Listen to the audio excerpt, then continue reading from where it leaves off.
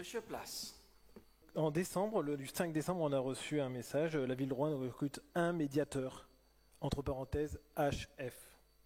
On a eu aussi, qu'est-ce qu'il y a eu, un chargé de développement de la vie associative, entre parenthèses HF. Presque comme si, quand on recrute une médiatrice, en fait, on recrutait un médiateur F. Est-ce que ce serait possible que ces offres d'emploi soient féminisées? S'il vous plaît. En tout cas, masculinisées et féminisées, on pourrait mettre un médiateur ou une médiatrice? Je vous réponds oui. Voilà. Moi, ce qui m'importe, c'est pas le petit détail que vous soulevez, c'est le fond. Oui. Juste pour vous dire, le rapport pointe que c'est important et en fait, c'est des vraies dispositions qui peut-être sont du détail, mais qui permettent aussi en fait, aux femmes de se sentir plus concernées. Donc, merci en tout cas. Pourquoi voulez-vous que ce soit les femmes qui soient en difficulté? Pourquoi ce ne serait pas les hommes qui sont en difficulté? Mais parce que l'offre dit un médiateur, entre parenthèses HF, il ne dit pas une médiatrice, entre parenthèses HF. Oui. Bon, après, je pense qu'il faut surtout s'intéresser au fond. Parce que sinon, on est dans des débats qui deviennent un peu ridicules. Monsieur Place. Revenons au fond, en effet.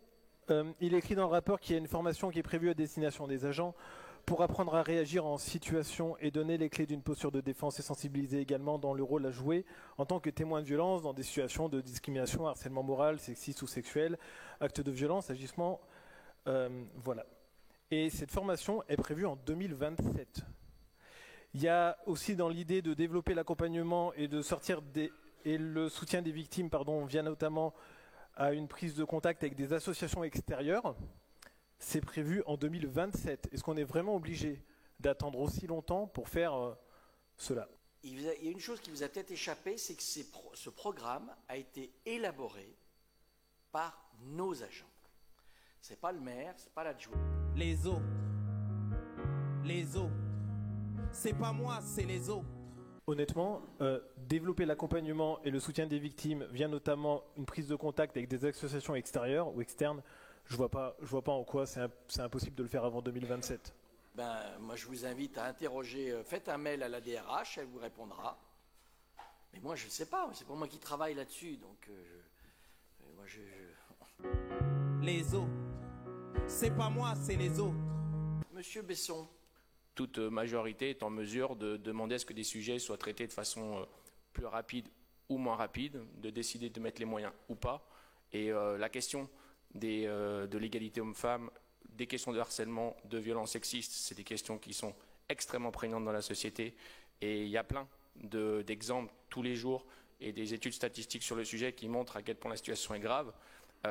C'est un sujet sérieux que nous, on prend vraiment très à cœur et de façon bien plus sérieuse que la remarque que vous avez faite tout à l'heure.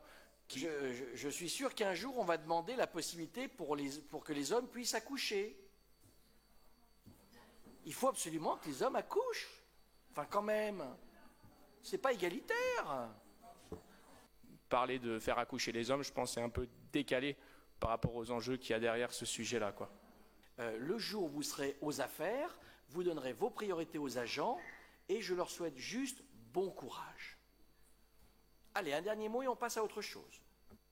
Malheureusement, l'évolution de la société montre à quel point il y a des choses qui se révèlent aujourd'hui, qui sont présentes depuis des décennies, mais il y a 20 ans, si on en parlait, elles n'existaient pas. Si, elles existaient, sauf qu'on n'en parlait pas. Et c'est dans cette dynamique d'amélioration, justement, qu'on pense qu'il faut qu'on continue de travailler.